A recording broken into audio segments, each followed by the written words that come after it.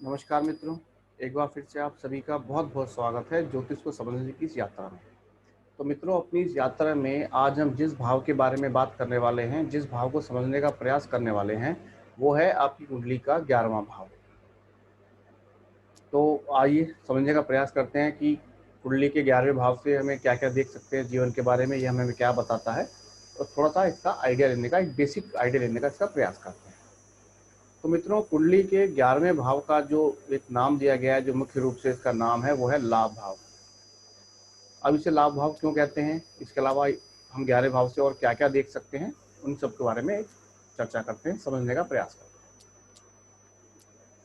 सबसे पहला मित्रों ये है 11वां भाव आपका है लाभ भाव, जिसे हाउस ऑफ गेन भी कह सकते हैं।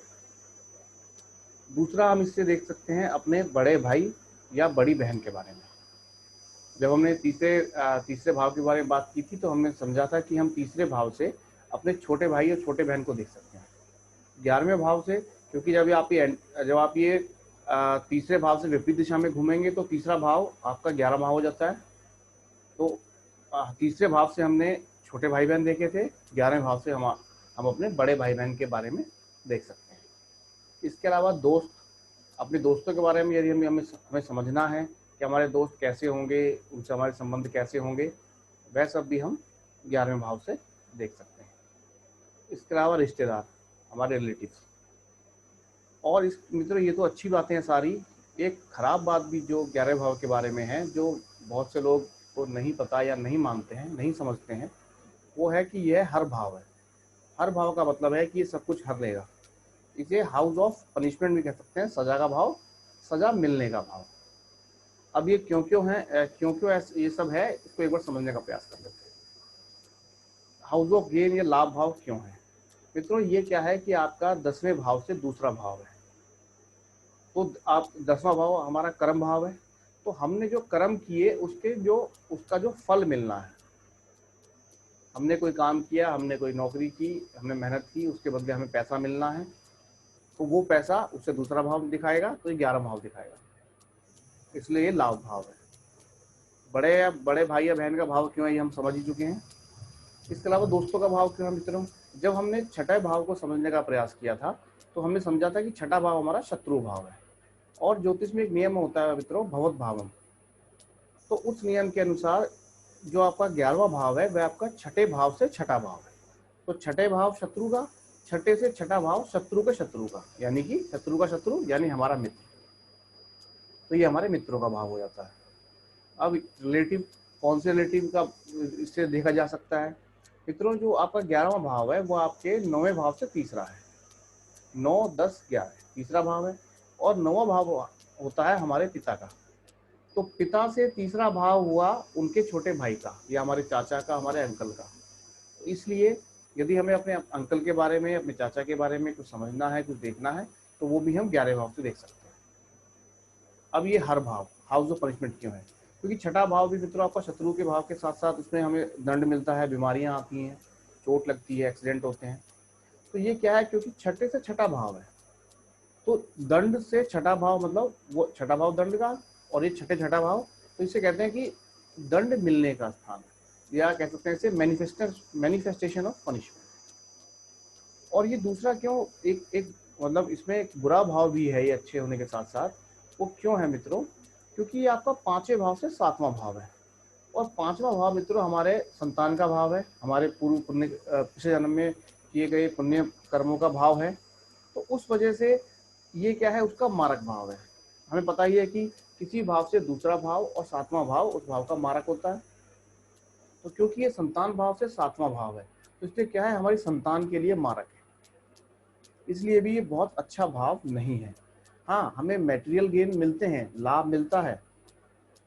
यदि 11वें भाव का स्वामी अच्छे भाव में, दूसरे भाव में, केंद्र में बैठा है, अच्छी स्थिति में है, तो धन आएगा, लाभ होगा आपको आपके कार्य में। लेकिन वो क्या है कि संतान के लिए मारक भाव है, इसलिए अच्छा होने के बाद भी इसमें काफ़ी कमियां हैं, ये बुरा भाव भी है।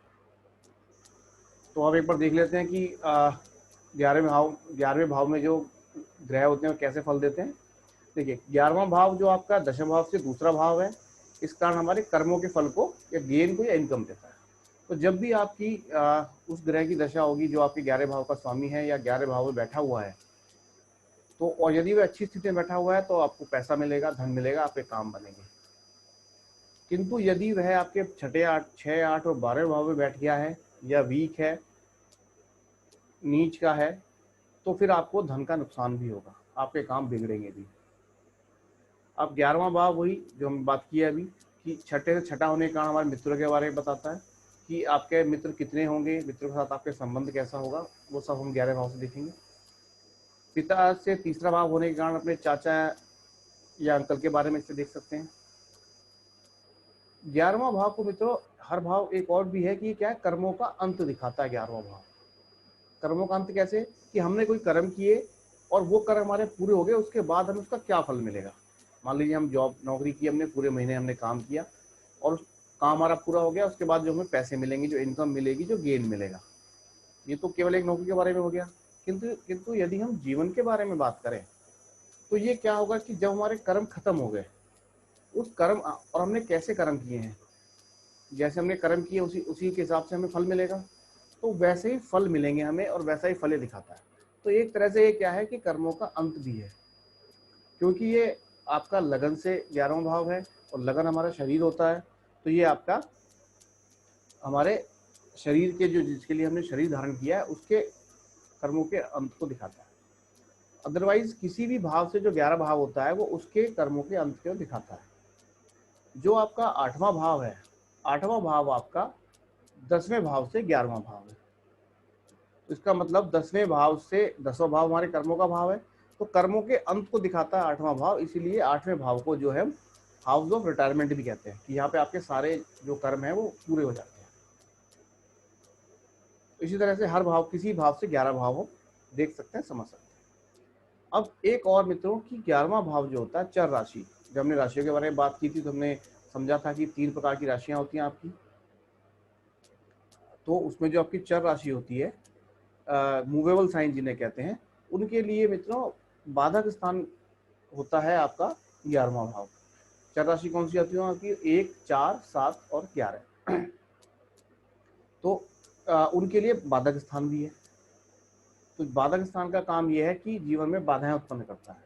अब जीवन के किस हिस्से में बाधा उत्पन्न करेगा वो आपका देखना पड़ेगा कि कौन से जो ग्रह हैं वो बाधक स्थान में बैठे हुए हैं, या बाधक स्थान का स्वामी किस भाव में जाकर बैठा हुआ है। ये बाधक बाधक का कॉन्सेप्ट मित्रों ज्योतिष में बहुत महत्वपूर्ण कॉन्सेप्ट है। एक वीडियो इसके बारे में बनाएंगे, इसको भी डीपली समझने का प्रयास करेंगे हम बाधक स्थान को। अभी समझ लीजिए कि हर राशि के लिए कुंडली में एक भाव बाधक होता है। जो आपकी चर राशि होती हैं उनके लिए 11वां भाव बाधक होता है।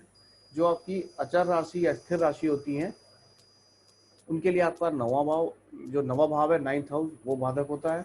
और जो आपकी द्वितीय राशियां हैं उनके लिए आपका जो 7वां भाव होता है वो बाधक होता है। और बाधक भाव और जो बाधकेश, जो बाधक भाव का स्वामी है, वो जीवन में अड़चने उत्पन्न करता है, रुकावट उत्पन्न करता है। तो इसके लिए जो आपका है हमारा जो जो चर राशि के लिए हमारा है 11वां भाव। तो मित्रों मेरे ख्याल से जो जो भाव हमने देख समझने का प्रयास किया था समझ लिए हैं हमने। एक बार फिर से मैं खोल लेता हूँ इसी को, कि 11वें भाव में जो आपके जो भाव हैं। अब हम क्या करते हैं मित्रों कि अब यदि आपको आपका 11वें भाव से संबंधित आपकी किसी भी ग्रह की दशा चल रही है तो आप समझ सकते हैं, समझने का प्रयास कर सकते हैं कि क्या क्या फल जो आपको इस भाव से मिल सकते हैं।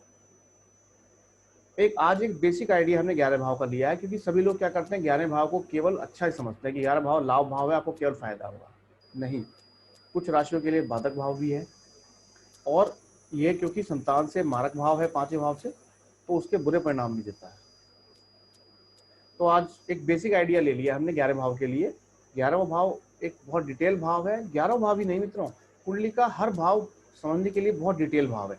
अभी हम क्या कर रहे हैं, केवल एक बेसिक आइडिया ले रहे हैं। जैसे जैसे हम स्टेप वाइज आगे चलते रहेंगे इसको और डीपली स्टडी करते रहेंगे। तो मित्रों एक बेसिक आइडिया के लिए आज यहीं पे रोकते हैं। आपको थोड़ा सा आइडिया पड़ गया होगा 11 भाव के बारे में, क्या क्या देखना है, कैसे देखना है। तो आज की भी यात्रा यहीं पे समाप्त करते हैं। मेरे साथ रहने के लिए आप सभी का बहुत बहुत धन्यवाद। नमस्कार।